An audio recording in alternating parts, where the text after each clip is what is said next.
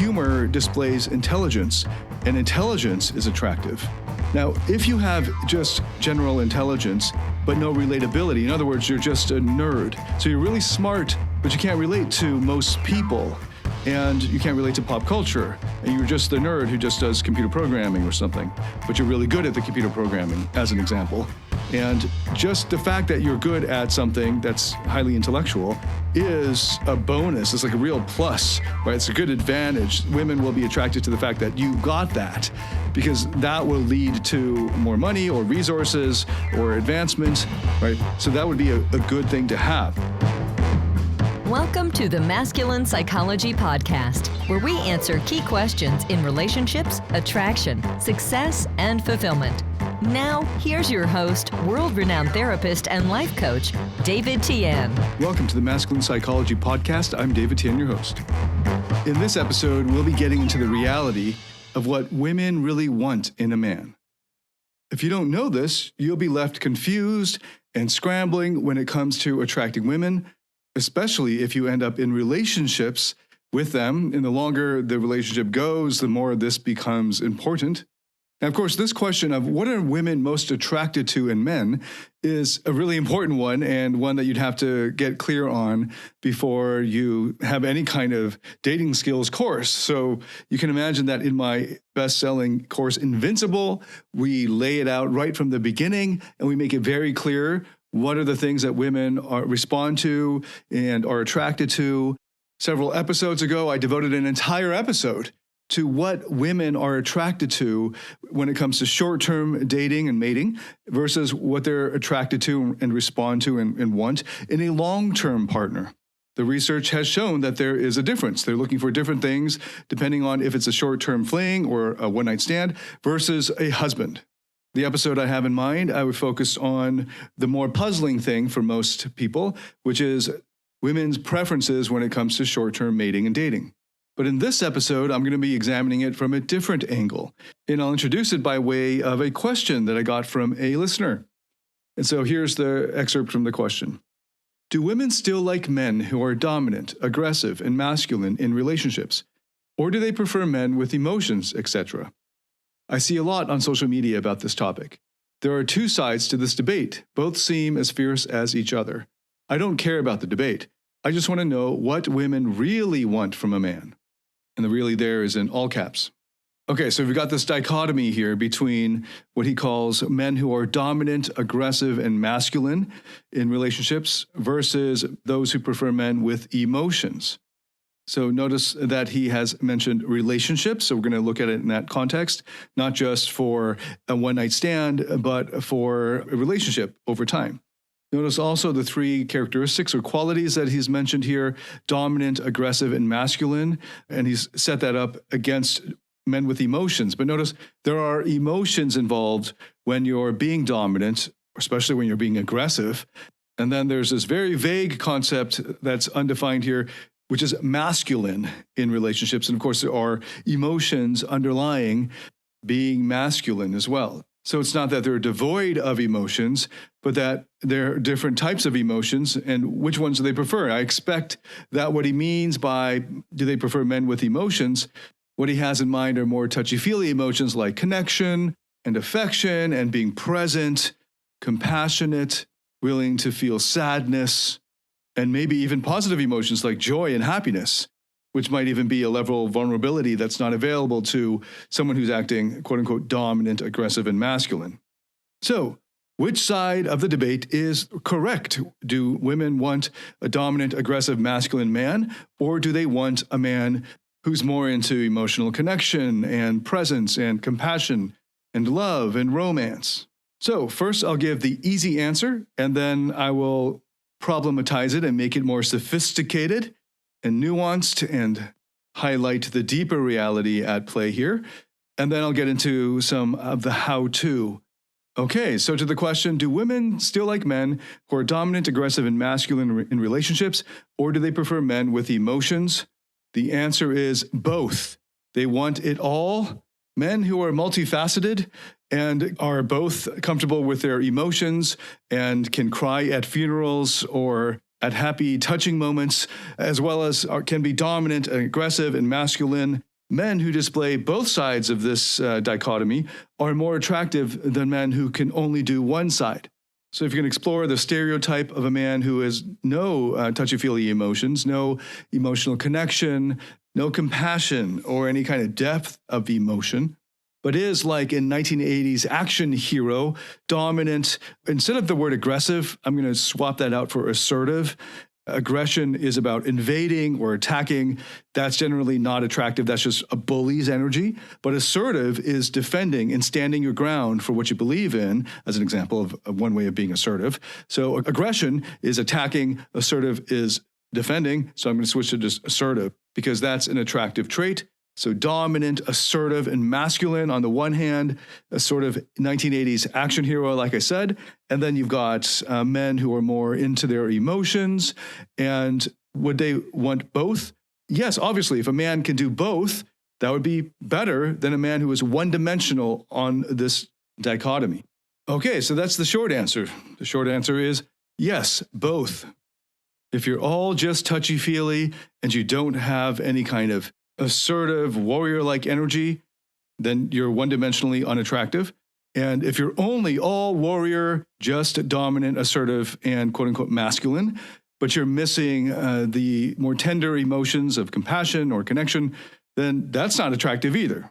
At least it's not attractive for any kind of long-term relationship. She may not care if she's just looking for a good lay that night. But the question that I was asked here is in the context of relationships. Now, here's the more sophisticated answer. It's not just these two options. There's a lot more that women find attractive that you haven't mentioned here. As just one easy example, women also prefer men who are artistic. And an easy example of that is the many women who swoon and have been swooning for musicians and rock stars and pop stars since the beginning of time. And it's not that these men are classically very attractive. They're not like symmetrical faces and like models. The most sexually attractive among them are generally above average in attractiveness. But if they didn't sing or perform music, they wouldn't be nearly as sexually attractive. Like if they were just a guy in their class, they wouldn't be as sexually attractive. It's when they perform that music in that way that triggers a kind of sexually attractive response. There's a great book on why we have evolved art, because it doesn't seem like it would matter for survival or replication, but it matters, it turns out, a lot for replication. And the book is by Jeffrey Miller, a very famous evolutionary psychologist. And the book is called The Mating Mind. In my day, I'm Gen X, the puzzle was to explain the sexual appeal of the glam rock singers and artists like Guns N' Roses, Axl Rose, and Slash, and Bon Jovi, and Bret Michaels, and the list goes on. I just keep going. Prince is another great example.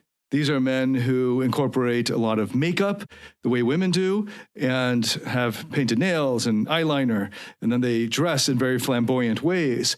And if you've watched the movie on Elvis Presley that recently came out, this is a great illustration of the kind of sexual gyration of the dancing and performing on stage, as well as the type of music that gets you going in a certain way and touches you emotionally, as well as the type of music that becomes kind of sexual, and the way that they move with the music and the way that they sing is all kind of projecting their control of their sexuality.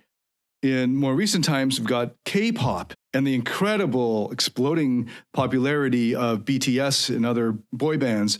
And recently we have the Jonas Brothers and One Direction and so many more that are sexually attractive to so many women around the world who are not your stereotypical 80s action hero, are not dominant, aggressive, masculine. Most guys were raised with the sort of toxic masculinity of just be tough and beat the competition, not realizing that that's so one-dimensional and boring to most people that you can't even make a movie about that because it's just so boring and predictable. And it's not that attractive to women, especially if it's more than one night.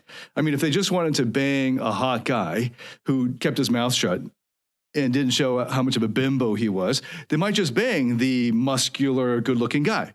But just being dominant, aggressive, and masculine, I guess like the stereotypical head football player, dates the head cheerleader kind of bimbo to bimbo kind of pairing, misses out on the much more prevalent reaction to more sexual emotions that are evoked in art, especially in music and pop culture. That's just one of many examples. One other example off the top of my head is men who are funny, because humor displays intelligence, and intelligence is attractive. Now, if you have just general intelligence, but no relatability, in other words, you're just a nerd. So you're really smart, but you can't relate to most people, and you can't relate to pop culture, and you're just the nerd who just does computer programming or something, but you're really good at the computer programming, as an example. And just the fact that you're good at something that's highly intellectual is a bonus. It's like a real plus, right? It's a good advantage. Women will be attracted to the fact that you got that, because that will lead to more money or resources or advancement, right? So that would be a good thing to have. They'd prefer a man who's intelligent, easily prefer a man who's intelligent to a man who's dumb. But if all you are is intelligent, just like if all you are is a jock, then you're just this one-dimensional thing, and you're not going to be attractive. You've got to have all of these different elements in order to be more attractive. I feel like I'm stating the obvious, but I keep getting these questions. So let me put that all to rest. All of these good qualities, the more you have them, the more attractive you will be. If you are, at different times, able to access dominance, assertiveness, being masculine, as well as a man with emotions, etc., as the man who wrote in put it, but you're also artistic, and you're also highly intelligent, that's awesome. That's even better than if you only had one of those things. The more of them that you can have and display and embody, the more attractive and intriguing you'll be. Now, here's a list of qualities that women find attractive and that most women find attractive. And I'll just rattle them off. There is some overlap between these qualities, so they're not mutually exclusive or anything. And it's not even meant to be a comprehensive list, but I've collected this list of over 27 traits that most women find attractive. So here are some traits that most women find sexually attractive: confidence, charisma, wit, self-control, being funny, being popular, being indifferent to arbitrary social norms, someone who's social, healthy, wealthy, powerful, intelligent, creative, ambitious, a leader, has good fashion sense, is well-groomed, perceptive, has good tonality, dominant, is socially savvy, is strong physically, strong mentally, strong emotionally, is emotionally steadfast, is cultured, classy, has survival instincts, has quick reflexes, values himself, and is hardworking. The more of these qualities you embody and project and present, the more attractive you will be to women. This is what women want. Now, returning to the original question that we were given, do women still like men who are dominant, assertive, and masculine in relationships, or do they prefer men with emotions, etc.? And now we've added in different sides of it. I would add in addition to these warrior type traits, and in addition to more of the touchy-feely, maybe connection or compassion type of qualities, the precise mix, even of just those two sides, is going to differ from woman to woman. Just as for some men, they prefer women who are 80% sexy and maybe wild and unpredictable and fun, and then maybe 20% reliable and on time and has a career and stuff like that. And you might find men who have the opposite. They prefer a woman who lives a lifestyle that's more stereotypically masculine, who holds down a steady job and prioritizes that and gets things done, and then maybe 10% of the time lets her hair down and can be a little bit wild, right? So exact mix is subjective and is going to differ from person to person. Some women will prefer a man who's more action hero, dominant, assertive, most of the time, maybe stoic most of the time, and then maybe 20%, 10%, 5% of the time sheds a tear or shows some emotional vulnerability, okay? But if you're just one-dimensional in any of these dimensions, you're not going to be nearly as attractive as if you were to mix in some of the rest of the dimensions. So the more of these qualities you can embody, the more attractive you'll be. And then for any one individual woman, she's going to have her natural preferences for the proportion of, 80% more warrior energy and 10% humor or something like that. So that all depends on the woman. But do all women find these attractive traits attractive? The answer is yes, but to different degrees. So should you, if you want to be attractive and you want to embody what women want in a man, is it better for you to cultivate as many of these traits in yourself as possible? Yeah. Now, obviously, that's not going to be available to everyone because we already have our starting points. And a lot of this is actually genetic, like for introversion versus extroversion. And a lot of your personality is already determined in your genes. But there is variability. You can shape your personality. And that's something I'll get to in a little bit. But first, I just want to pull out, and zoom out and point out the most important psychologically, psychotherapeutically about this question and the questioner. No matter their physical strength, for many men, emotions are too much for them to handle. It's why they can't give women the deeper levels of emotional intimacy and connection that they crave. It's why they fail to be the man that modern women desire most. A man with inner strength. A man who has mastered his emotions. Find out how to master your emotions through David Tian's Emotional Mastery Program. The Emotional Mastery Program is a step-by-step system that integrates the best of empirically verified psychotherapy methods and reveals how to master your internal state and develop the inner strength that makes you naturally attractive, happy, and fulfilled. Learn more about this transformational program by going to davidtianphd.com/emotional mastery. That's DAVIDTIANPHD.com/emotional mastery. I completely understand where the questioner is coming from. He wants to know what women really want. I'm assuming because, like me back over a decade ago, it was because I needed to know what they wanted so that I could be what they wanted and attract them. And I'm assuming that that's what's behind the question.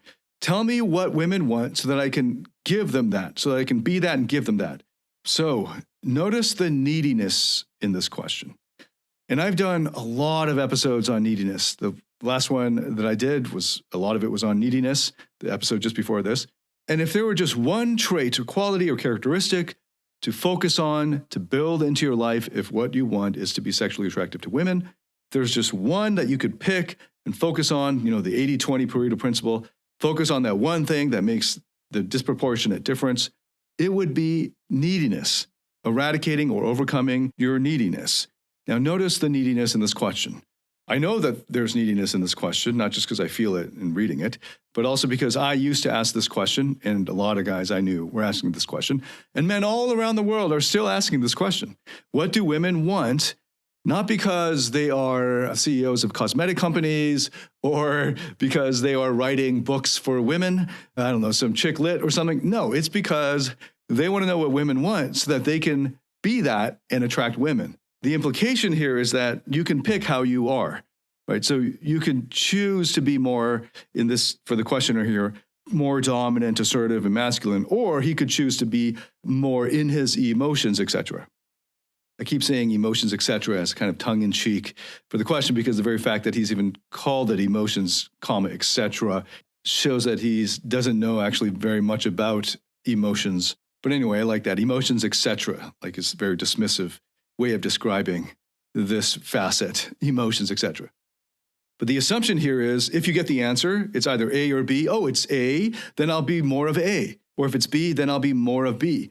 And notice what he's sacrificing here just to get women to like him. He's sacrificing his own personality. Tell me what they want because then I'll go and be that. Forget how I am now. Forget my own principles and values. Forget all that stuff. Just tell me what they want. And like a chameleon, I will do my best to fit what they want so that I can get them, right? To get their attraction and whatever he wants to do out of that, right? So if you get them to be attracted to you, then what? I guess you can have sex with them. Then you can have a relationship with the one that you like the most or something like that. He's just trying to get stuff from them. Connection, sex, security, whatever it is, right? Instead of asking the non-needy question of, who do I want to be? Regardless of what women think about that or judge it. Who do I want to be? Who should I be? And maybe even a bigger question is, what would a good human being be? And now we get into values and principles. And this is why in the lead up to every time I launch my course Invincible, which I launch once or twice a year, I have a video about why good men have an edge on attracting quality women. Because if you're a good man who cares and thinks about your values and you live those out, then women are simply secondary to that. And that means that you're not needy towards them in that sense anymore. You're not willing to sacrifice your values or your principles or how you are or your personality or shaping your personality just to kiss ass to women or just to appeal to women.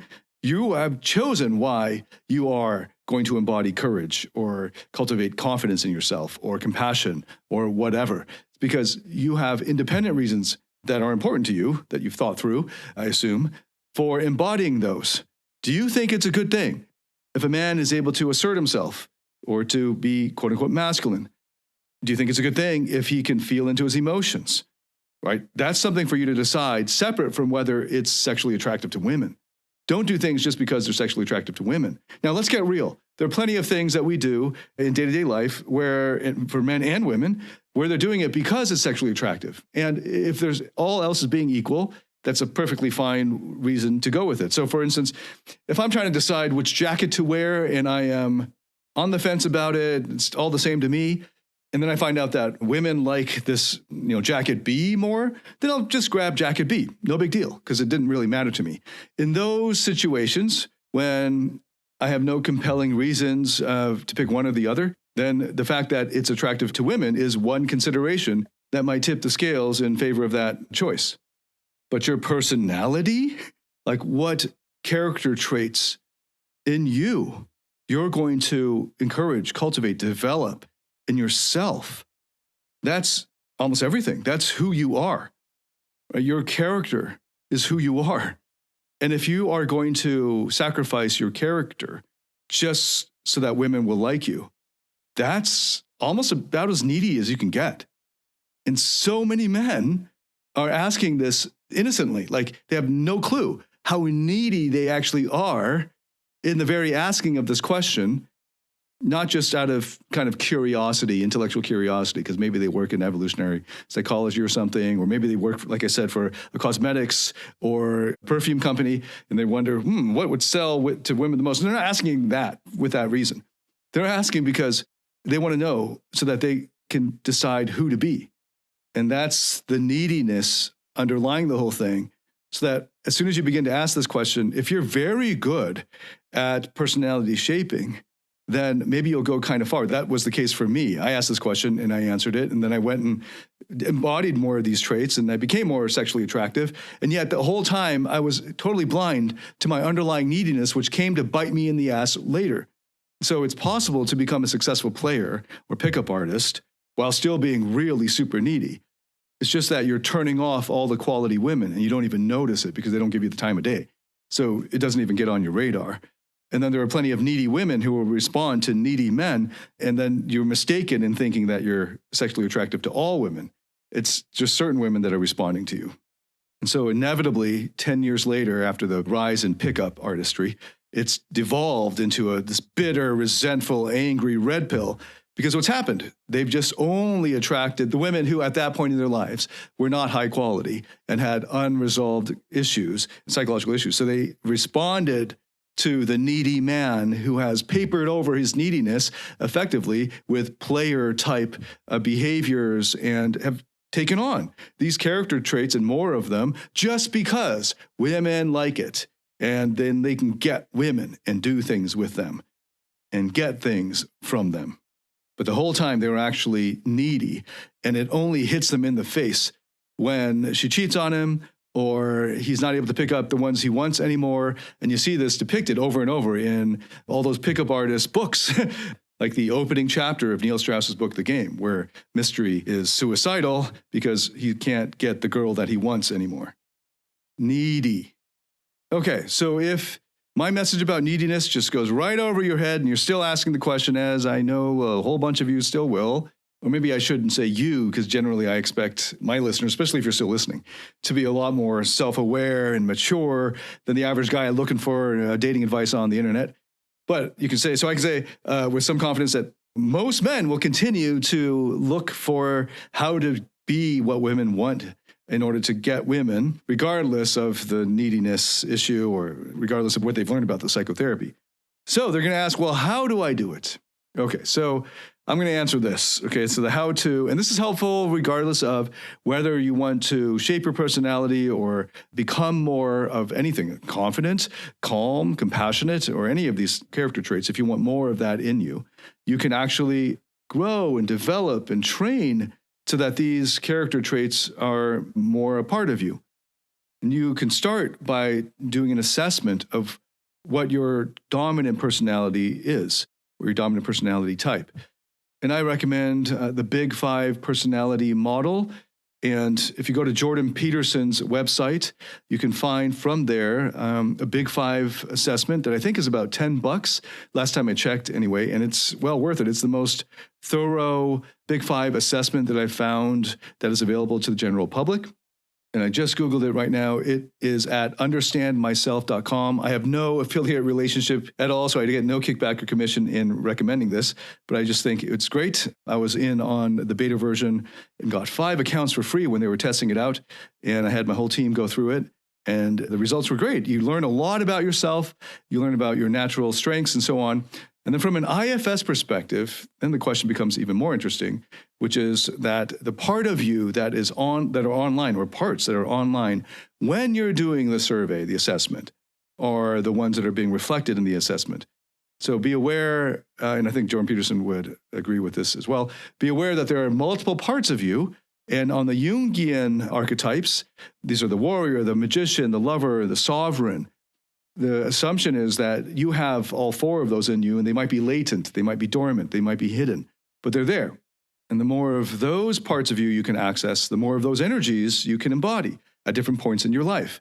More of that warrior energy if you are more of the touchy-feely emotions guy, or more of the lover energy if you're more of the stoic warrior repressing emotions type.